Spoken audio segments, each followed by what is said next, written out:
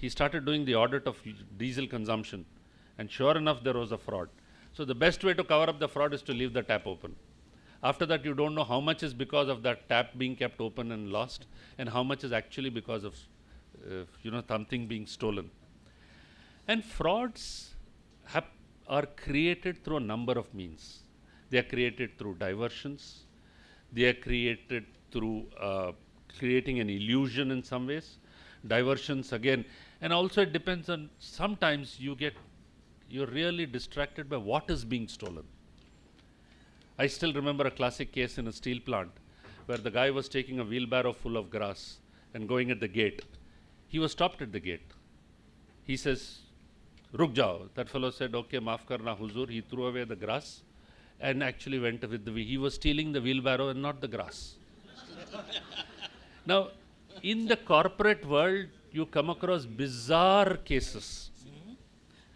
And for us in the field of finance, and I can speak on the subject of fraud, what are the qualities of a fraudster? The qualities of the fraudster, I can tell you, there is no fraudster who has a letter of introduction. For all you know, fraudsters, you don't assume that fraudsters are illiterate. Fraudsters could be doctorates. And no offense to academicians, fraudsters, as mentioned, are also CAs who have colluded. I'm also a chartered accountant. Nobody comes with a designation fraudster.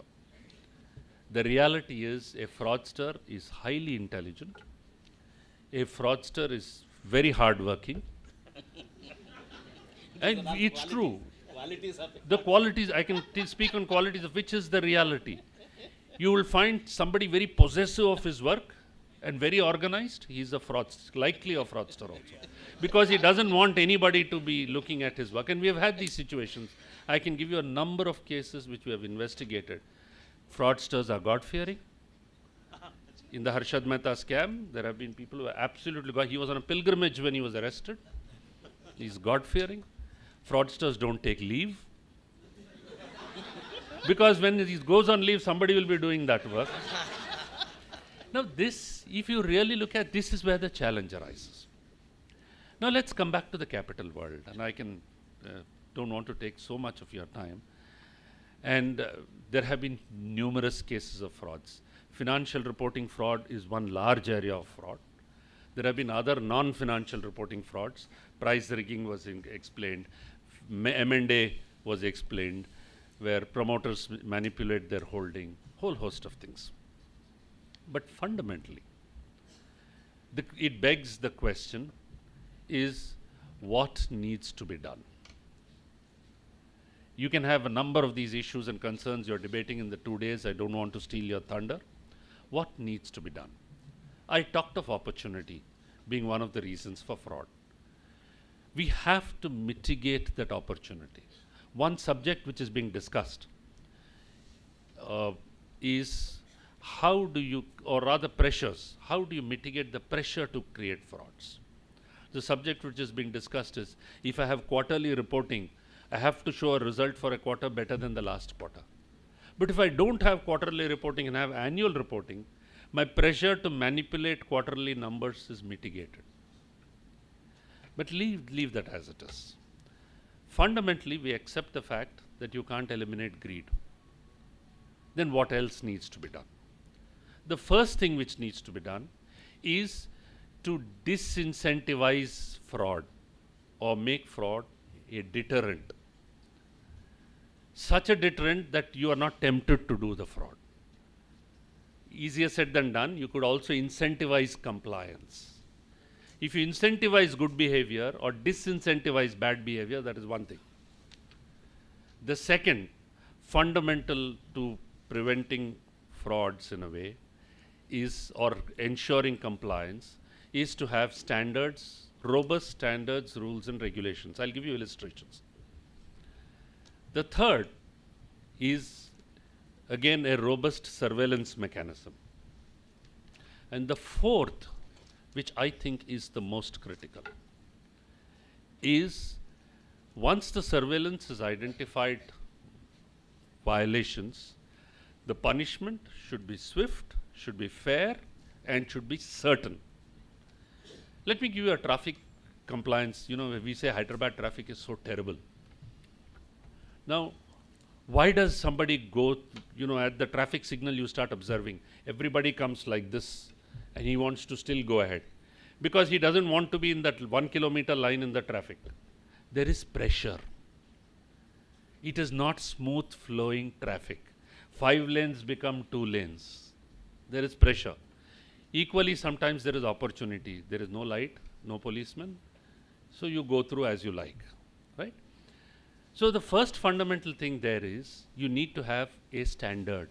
You need to have markers. You need to have a signal. The second, you need to have surveillance. Somebody should be watching you to ensure that you are complying. And the third, for your non-compliance, the punishment must be swift, must be certain, and must be fair. Now we look at our capital markets. We have Sahara, the case is still going on. We have Satyam, the case is still going on. We have Sarda, the matter is still being investigated. We have numerous.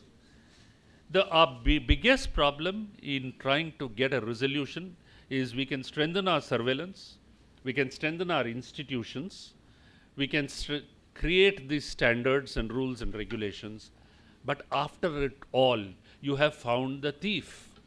Once you have found the thief, what are you able to do? The answer is nothing. The reason is our judicial system, which is a holy cow, is clogged. We have 700,000 cases pending in the Supreme Court. We have 4 million cases pending in the high courts. We have 31.5 million cases pending in the lower courts. And God knows how many million cases pending in other fora. There was a US Bloomberg or US Business Week article which had a headline cover, which said that if Indian courts disposed of 200 cases a day, it would take 35 years to clear the backlog. So fundamental to, to that deterrent which I talked about is what's holding us up is our legal system. If I know I will be punished and severely punished and certain to be punished, which is what I said I know I will, then I will not. Only the extreme cases guys will perpetrate a fraud. But if I know that even though I will be detected, there is somewhat a stigma, if at all. And today that stigma is hardly anything there. Everybody is walking the streets, everybody is with the head high. And on the contrary, I read up the newspaper, Sahara says, no, I won't deposit 300 crores, I'll give you a bank guarantee.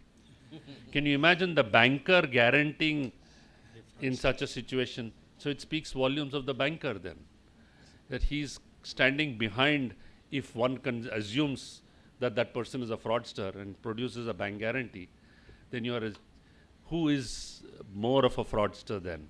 That is another question. So the serious point which I want to close with, which you need to examine, is will these ills be mitigated without correcting a deterrence mechanism or the punishment mechanism? If that is not there, nothing. If, for instance, you are found copying in your exam and no action can be taken or is taken, so what? You have been found copying, somebody is not found copying, right? And assuming both are passed, what difference does it make then? Nothing. You'll have many more copying. So what difference does it make? So what's the cost incentivizing good behavior? I think that, to my knowledge,